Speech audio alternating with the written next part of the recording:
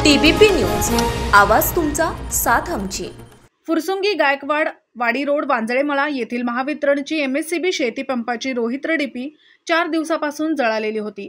काल स्थानिक शेतकरी उद्योजक सोमनाथ नाना कामठे यांनी भाजप नेते धनंजय आप्पा कामठे यांना सांगितल्यानंतर पाठपुरावा करून लगेचच 24 तासात शेती पंपाचा रोहित्र डीपी बसवण्यात आला।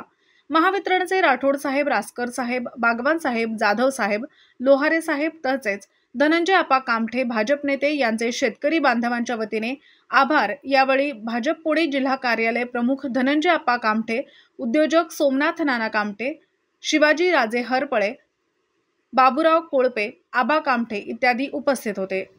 आपल्या भागातील महत्त्वाच्या